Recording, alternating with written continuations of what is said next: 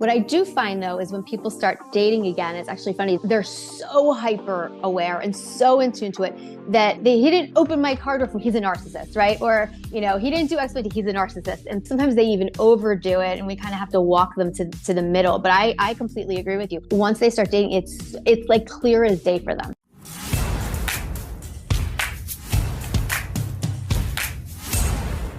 Welcome to another episode of Negotiate Your Best Life. I am so excited today for this guest. She and I have been chatting on social media and just having like this whole love fest on social media for each other for I think over a year now. And we did an Instagram live that you guys might have caught probably more than a year ago now.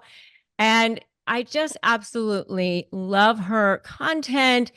Dr. Jaime Zuckerman is a licensed clinical psychologist and a nationally renowned expert in narcissistic abuse. She is absolutely brilliant in everything that she does. She's got books and all sorts of resources around this topic. You guys are just in for such a wonderful episode today on everything that she's about to teach you. I mean, really, you're going to want to listen to this over and over again. You're really going to want to tune in. You're going to want to get your notebook out. You're really going to want to make sure you just stop what you're doing and listen to everything that she has to say, because really, she is so good at what she does. So I'm so excited to have you here. I know that everything you're going to teach today and share today is just going to be absolutely so important and critical. So thank you for joining us today, Dr. Z. Well, thank you for having me. Second, that was the nicest intro anyone's ever given me. Thank you so much. It's like totally triggered the imposter syndrome. I'm like, no, what? Yeah, no imposters here. We are worthy. A fellow it's great. I know. It's great to be here. I'm a huge fan. I love your work. I think you're brilliant. And you just I refer so many people to your page because of the merging of the legal and the, narcissism and how to manage it. And it's just, you're very, just like quick, solid tips that people can pick up and use. So thank you for what you do. Oh, thank you. Thank you. So I want to start with a couple of different things. One is, how do you, as a psychologist, define narcissism? I think that it's a good, people ask me this all the time. I always like to give a layperson's, but I want to hear from you how you define it as a psychologist. Yeah. So I tend to, for the purpose of explaining it to people, I like to give behaviors rather than kind of this dry clinical step-by-step DSM criteria that won't make sense to a lot of people. So I would say first and foremost, somebody, as we know, that has these grandiose ideas that, they business ideas or these ideas about how they should be perceived by people in the community. The problem with that is that they don't always necessarily do the work, but yet they expect that notoriety and that feedback. No empathy, which we'll obviously talk about, but there's no remorse for the damage that they kind of leave in their path. People always say, do they know what they're doing? Yes, they do know what they're doing. And I think the reason why it's so hard to understand that is because we just can't imagine that people would deliberately do that, right? So that's part of that. Tons of manipulative strategies, right? We know love bombing, gaslighting, all of those. Extremely sensitive to criticism. So where you and I, someone gives us constructive feedback about a podcast or about something that we write, we take it. Maybe it makes us uncomfortable, but we take it, we understand it has nothing to do with us, and we put it into practice. Whereas somebody who has narcissistic personality disorder will perceive just even the slightest thing as this massive criticism against them. And that's when you'll get that response of either rage or silent treatment or some sort of punishment as a result of that. What am I missing? Very kind of unstable relationships, right? They tend to look at people as objects Everybody serves a certain purpose in their world, and when they are done with that purpose for the time being, they put you on a shelf. You don't exist. When they need you for whatever reason, they're bored, sex, money, whatever, take you off the shelf, re-engage with you. And yeah, I think we hit on most of them, right? Am I missing anything significant? No, I think you hit it pretty well. Okay. Right. Yeah. And so, yeah, I was sort of laughing about I mean, not laughing, but in a way, sort of laughing about the triggers. I always say, no, narcissists hear tones like dogs hear whistles. Like, even if Yes. there's no tone in your voice, I love that. know. Yes, Yeah. exactly that. Yeah. Yeah. I mean, they're so easily slighted. And, Hmm. and it's funny when you just talk about the shelf. I always say it's like, even if there's like a tiny little bit of like peanut butter at the bottom of the jar, like if there's a little bit of supply to be had, then, they're coming back for that little Yep. bit. They're going to save it. Yeah. Hmm. Yeah. Hmm. But it's just, like they have it on the shelf, like you're just sort of on the shelf there, like, they're storing it like, in Hmm. a jar for the winter. Hmm. Yeah, exactly. So good, so good. So how did you get involved? Was there a narcissist in your life? Was there a person? Was it a thing? And, what drives you? What's the mission for you? So I have a couple things that drive me. So first was I was always fascinated by how the brain works. And that kind of morphed into personality. I've always been fascinated by that and just how people's behaviors work. And so that's why I got into psychology. Narcissistic piece, I would say, came in when I went into private practice many, many years ago. Um, I started seeing mostly women, but started seeing women that were coming in with kind of very similar stories, right? And the interesting thing is that in graduate school, and I think most of the people in my cohort will say this. I don't know how it is now. I'm hoping it changed, but we didn't really learn about narcissistic personality disorder. We learned about borderline personality disorder, but we didn't learn about narcissism. It was very grandiose, louder than life, sucks the energy out of the room. But that was it. There was nothing about covert narcissism, nothing about the nuances, the layers. So it was interesting because when I would hear these stories, they all fit this very similar blueprint. And I remember one day just kind of saying, like, what it like it's so, and I'm like, oh my God, wait, this is narcissistic abuse, but in a very different form. And so I started talking to colleagues about it.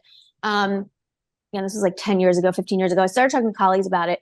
And there was there wasn't a lot. I mean, there is, but there wasn't a lot out there like there is now. People were walking around thinking they were the only ones, thinking that. And the worst part about it was they couldn't really communicate it because they didn't even know what was going on. It's not like it was an isolated event they could talk about. It was like these things were happening, but they didn't even know those things were abuse. So half the time they're reporting it to me, I'm not even getting the full story. So I started seeing a lot of that. And I really think it's always been there and a lot. And people always say, oh, it's such a small percentage of population. No, it's not. It's way more than that. It's just that they don't come in for treatment. So there's no way to track that. But I am telling you, and this is just purely anecdotal, but in my practice now, especially, the amount of truly personality disordered narcissists out there, it's way more than I am comfortable even admitting to my own head. It's and now people have names for it, so people are reporting it in their partners more and more. Oh, yeah. Yeah. I mean, just the DSM-5 alone for personality disorders. Now, and I'm lumping in antisocial Mm-hmm. and borderline and Mm-hmm. histrionic and all the others, right? But just the DSM-5 alone, which is like the most extreme Yes. that there is. And I'm just Yes. saying that, my book was published last year. So I went and I looked. So just the DSM-5 alone is 15% of the population, and that includes narcissistic personality Mm-hmm. disorder. Mm-hmm. So that's the most extreme, Extreme criteria. Right. Exactly. right? And Exactly. and these are not people who are walking into a mental health Correct. office and say, "Hey, test me." Mm-mm. So that's No. 15% of the population. Mm-hmm. And according to Bill Eddy, that another 10% of the population is high conflict personality. Now, For some of sure. that there's overlap, I'm sure. Yeah. Sure that there's overlap, but still 15% of the population.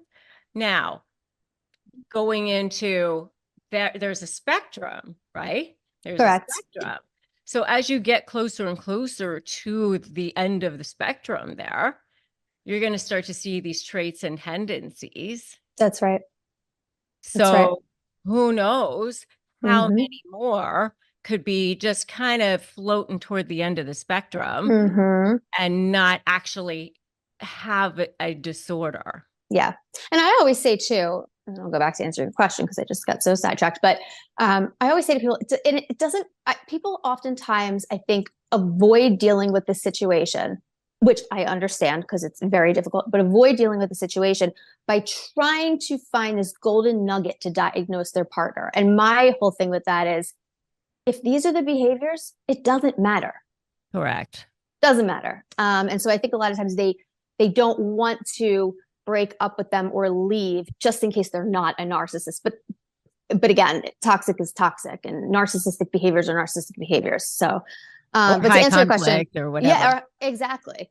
So yeah, so I was fascinated by that, and then growing up, I had a parent that was not so much of the enmeshed extension of, but more of kind of the opposite, of very hands up, very neglectful, almost kind of didn't want to be in this role, and made that very known, right? So it was kind of more on that end of things, which people actually, I don't think, talk about that much when it comes to narcissistic parents. I think there a lot of times are focused on that enmeshment and over involvement and arguing and that kind of abuse. But it was a different kind that we don't actually really talk about all that much. So there was that, which kind of, I think, is what made me interested probably in the first place. Then I started working with all these mostly women and seeing this come about and realizing there's so few resources out there. And then I would say, when social media started picking these things up and really talking about it, survivors now had a place to share their stories. And I again realized how much of a need there was to talk about this, and not just the criteria we listed, but really, truly, like, what this looks like in a dynamic, right? Like, what are the actual nuances of this behavior? Because if you don't know, you miss it, period, right? Like, and not all mental health professionals are trained in this type of nuanced behavior. And so I find that a lot of times it goes undiagnosed. Couples therapy goes bad really fast, because the way you treat narcissistic personality is, as far as the survivors go, the way you work with them, you actually oftentimes do the opposite of what you would do with somebody who's toxic but not a narcissist. And you can do more harm than good by not understanding that. And then a couple of years ago, my dearest friend, and she lets me talk about it, so I can say this, but my closest friend was married to a narcissist for years, 20 plus years. And it was really bad. And I had front row seats to all of it. And it was brutally it was mind blowing. And, you talk about it and you see it, but when you actually watch somebody you're very close to going through it, it's different when you go through it. But when you actually see somebody going through it and you know what's happening and you're involved in some respects, it's actually really scary. And it's scary because she, as smart as she was, she's an attorney, she couldn't get out. When COVID hit and the lockdown happened, that's when you saw a lot of people needing to get out and get out fast, because now they were stuck at home with their abuser, and it got really bad. Domestic violence rates went up, substance abuse went up, financial issues were huge, people were dying. So it really made everything just worse. And that's when I really started to push on social media as a resource for people, just so they could see that they're not alone and that people come out on the other side of this, that it is not all doom and gloom on the other side, that it does get better and it is possible. And I felt like that message, a few people obviously talk about that, but I feel like that message was getting lost. Everyone was so stuck in how bad narcissists are, but there weren't a lot of tips and strategies of how to get out onto the other side, which is why I found you and loved your account, because you do the just really like no BS. Like, this is what you do. This is what you do. This is what you do. And those were nuggets that people could take with them and apply. And I thought that that was so important Oh, instead of just you. sitting. Yeah. Just I think sitting it's in probably this because I was gloom. an elementary school teacher before I was a lawyer, by the way. That makes total sense then. Yeah, Yeah. Right. little known fact, actually. Not Yes. many people know that. But yeah, that's what I did for a few years before I became a lawyer. Oh, God So, bless you. yeah, That yeah. is one job I don't think I could Yes. do. Well, so I think that is so good. And I think I want to go into some of the things that you were saying about having a friend who was going through it. And I think that that is actually a really good point, because I know for me, when I was dealing with it myself, it brought up so many feelings of, being bullied as a kid. Mm-hmm. And I was dealing with somebody who was a covert narcissist, which I had never even heard of that term. And Oh, this was actually after I had already built this big law practice, and I had already thought that I had gotten past all of the stuff that I thought that I had dealt with, as a kid and all of that. And I had friends and I had like a life, and, my life was good. I mean, everything was fine. And then I had merged my practice with two other guys and moved. I mean, we still had our place in Florida, but we moved to LA, and I was in a new area. And so I started a few different businesses. And in one of these businesses, I was with this person who turned out to be a covert narcissist. I never even knew what that was, never heard of Mm-hmm. that. Mm-hmm. And all of a sudden, I was feeling all these feelings of insecurities and traumas, and all of this was coming up. And I can tell you that people would say, like, oh, well, that doesn't seem so bad. Mm-hmm. I'm sure that that was inadvertent. Mm-hmm. And oh, well, she seems so nice. And all of that to me was kind of just adding to the issues for me. It's so invalidating, and not intentionally, Right. but that's the result. And that's why a lot of people keep quiet, especially even before there were no names. You said, like you were saying, there were no names, no labels. At least now we have terms we can associate with Right. So this was like 5 years ago. And to me, it. a narcissist was basically a male misogynist, Yes. blowhard, Yes. big guy who filled the room, who would Yes. demand the best tables in the restaurant, who was like kind of Mm-hmm. telling everybody how great he was, Mm-hmm. who was, that's to me was what a narcissist was. Same. Yes. Yeah. Same. Mm-hmm. So I definitely never thought of this person as a narcissist at Mm-hmm. all.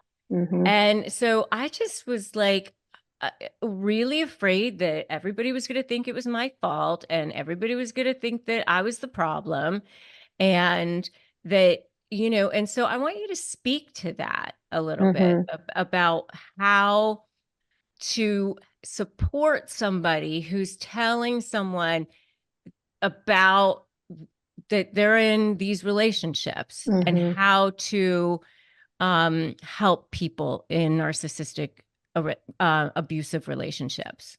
Yeah, so that's a tough one, because it really comes down to, I like to call it preventative medicine.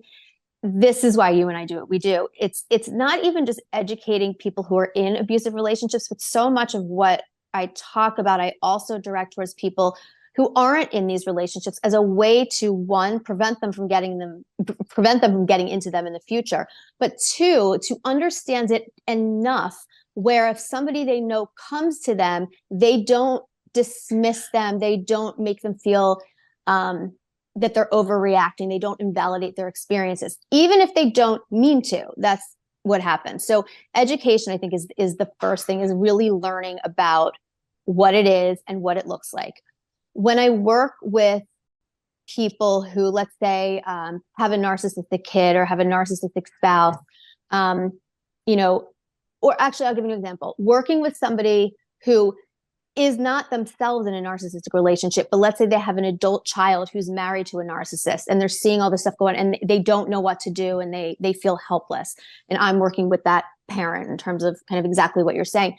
The first thing I tell people, in addition to educating them, is no matter what, do not cut ties with them. Even if you haven't spoken in forever, because chances are the narcissist is isolating them slowly, slowly, slowly. And you probably feel that. You're probably confused as to why. You don't know why they don't like you. They don't know why they don't want to talk to you. Even with all of that uncertainty, even if you're so angry at them for distancing themselves from you, if you know that the isolation's happening because the narcissist is isolating them, you can still stay in there and not take it personally. And even if they don't understand that, I just tell them they're going to need you at some point as part of their exit plan. And they're going to need somebody to call or to go sleep on their couch, or they're going to need money, whatever the case may be.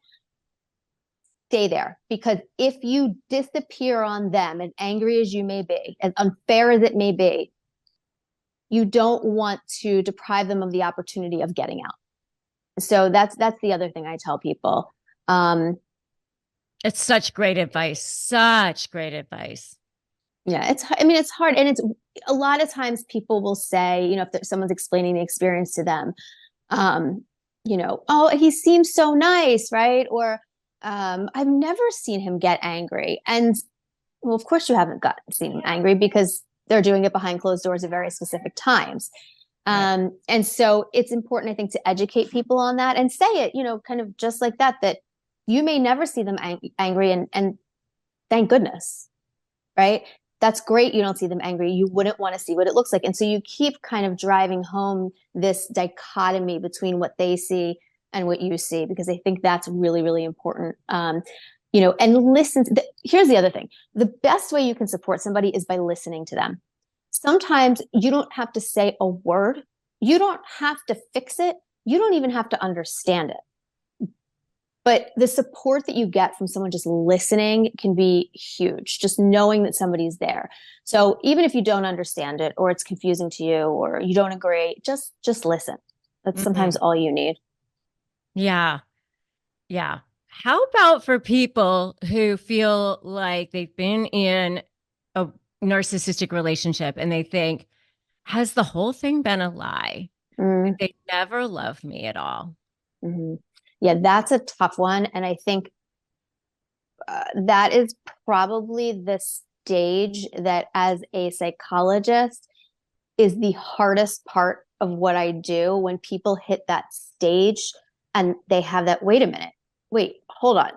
Because you're not like that in the beginning. You're still processing what happened. You're understanding narcissistic abuse. You're realizing the patterns in the playbook and all that. And then you hit this point of, well, wait a minute. If they're like this, then was everything a lie? Was everything out of, a need? And it's one of the more traumatizing, I think, experiences, because it's like someone just took the floor out from under you and just pulled it out with no warning. If somebody had given, I forget who it was, and I can't take credit for this, but I thought it was excellent. Somebody had given the analogy of, it's like, it's betrayal trauma. I mean, it's a real thing. It leaves you questioning everything in life, right? It's like finding out, have you ever seen The Truman Show? With Jim Carrey, when he sails to the end and finds out that his whole life has been inside a TV. It's like that. It's that jarring. Right. The example that somebody gave was, imagine you're in a plane parachuting, right? And you're with your significant other and you're going to jump out together, but instead they push you out without the parachute. And they're still up there with the parachute, and you fall, but you live. And you look up and you see them up in the plane and they're smiling and waving, and that's it. You never see them again. So it's like that. you're supposed to pick up the pieces and try to regroup when the whole world has just been pulled out from under you. Your ability to trust anybody, your ability to think clearly, everything you think you're going to doubt because how did you, quote, let this happen? You're not yet understanding how gaslighting and manipulation over years and years work. So it's really hard to comprehend, and it's a very jarring experience for people. It really is one of the most difficult, again, from a treatment standpoint. It makes my stomach turn when they hit that point because it's bad. Yeah. So how do they do it? What advice can you give to somebody? Yeah. So I focus a lot on the whole, it literally had nothing to do with you.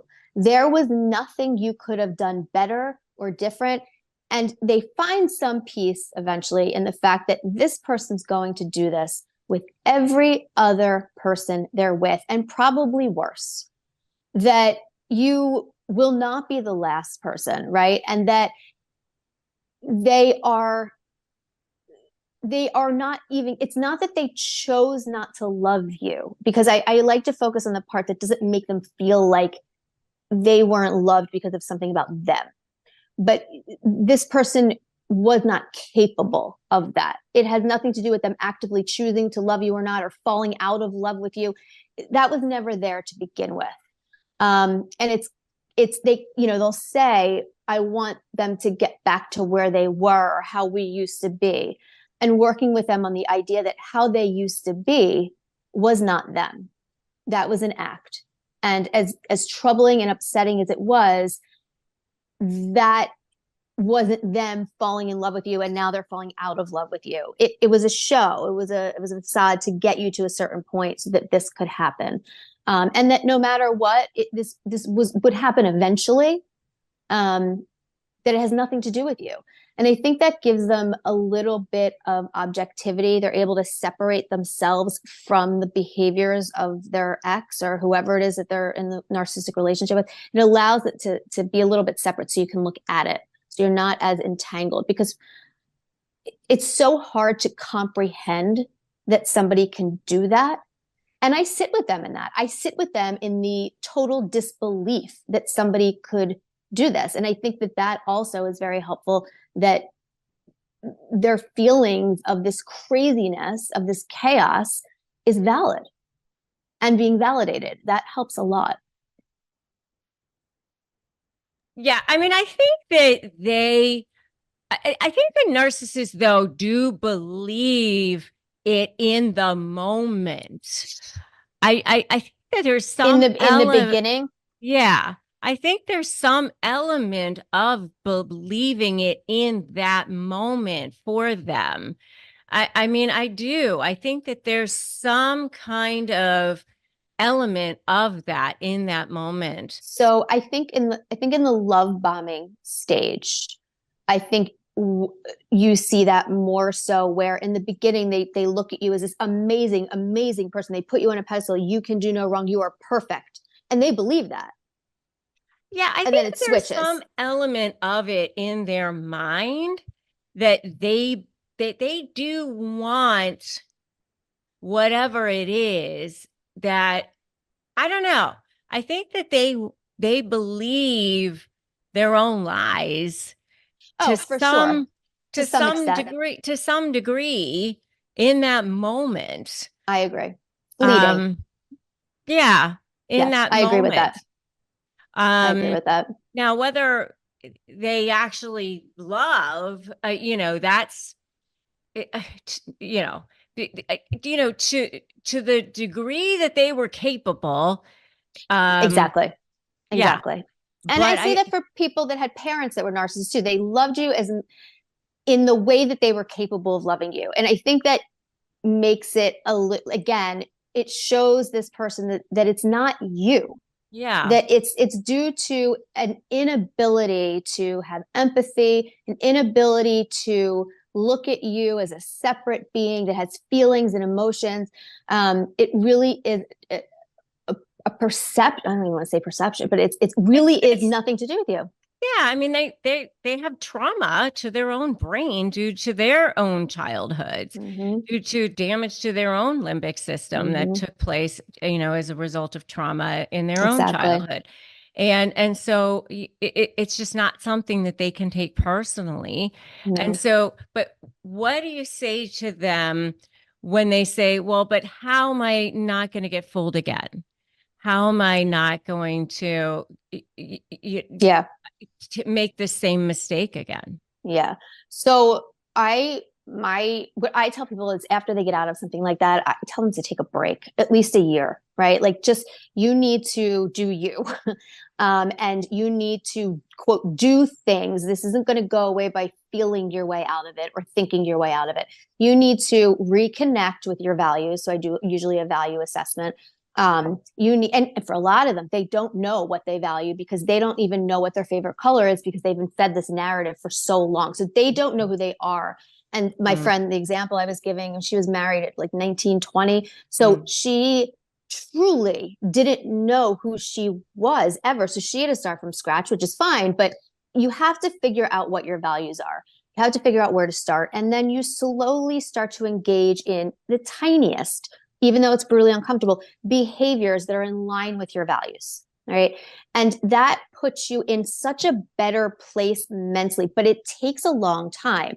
That's why I like people to wait before they start dating again, because I want them to at least feel some sense of control and stability over their sense of self. One of the things that I like to tell people is when you feel that everything is out of control, right? So you just found this out.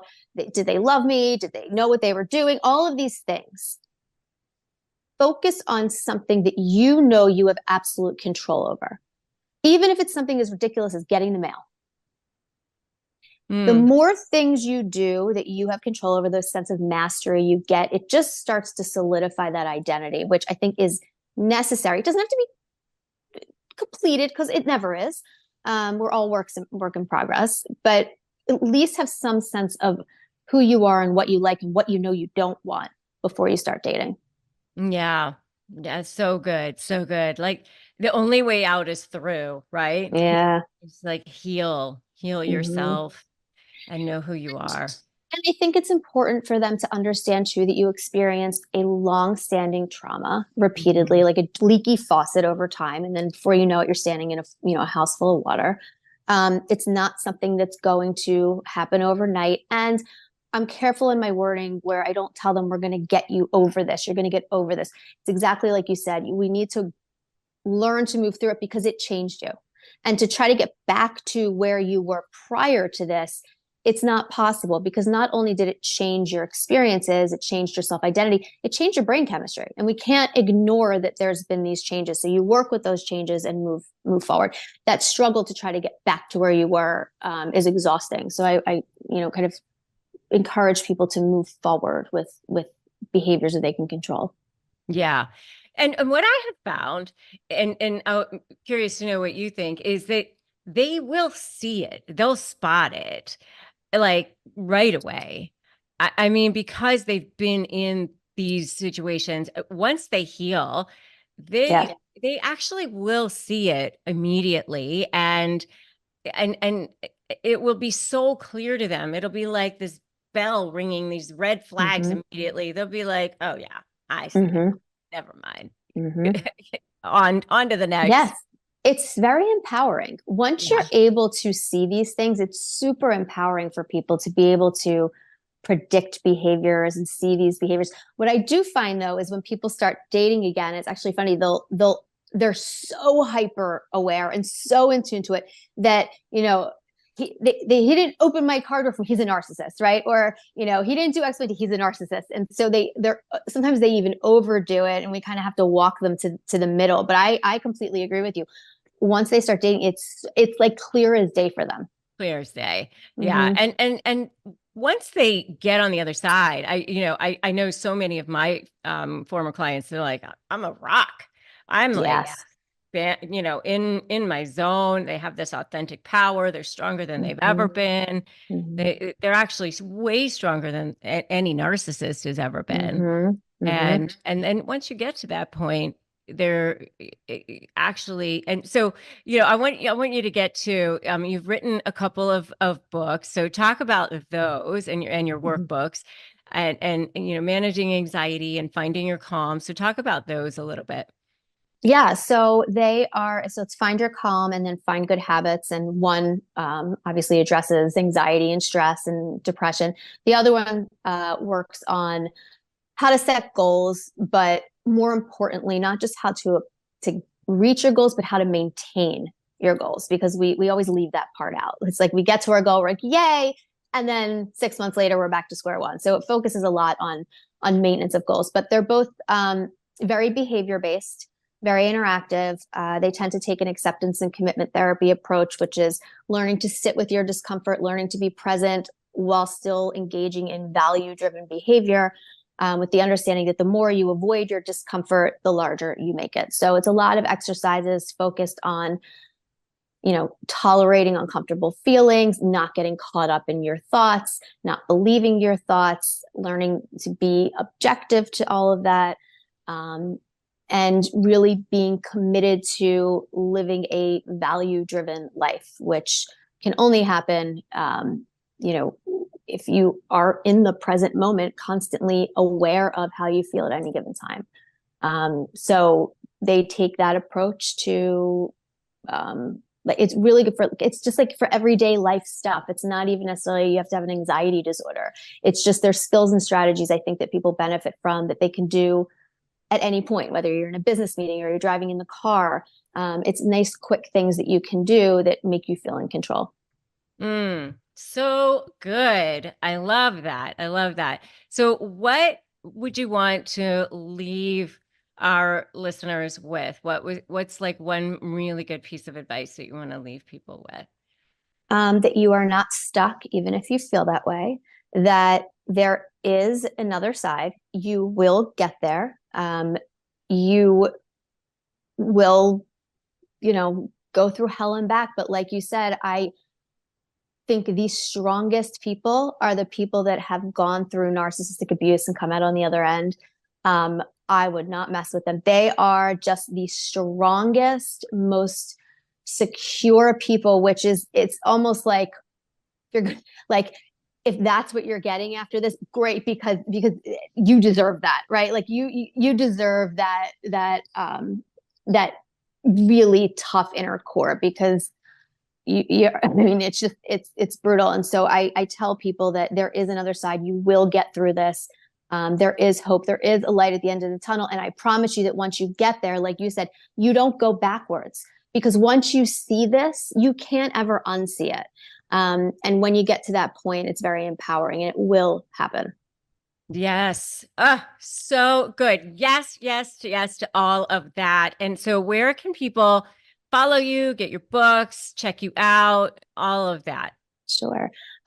So you can go to my website, drjamiezuckerman.com. And it's Um, Jaime, which it's Jaime. IME. Yes, Yeah. yes. That's been my existence. um, yeah, JAIME. And then Instagram, I post a ton of stuff, and a lot of resources on there. And that's Dr. Z _ psychologist. Yeah, and I will be launching a new podcast in a couple weeks. So stay tuned for that. And the So books, excited. wherever you buy books. So, yes, and I'm going to have you on. So that would be lovely. Yes. So excited for that. And we will put links to everything in the show notes. So make sure to go follow her, get her books, check her out. She's amazing. And I just think that you are really, really brilliant. So thank you Oh, for thank sharing your you. wisdom here and just for all the light you are in the world. Oh, thank you so much. Thank you.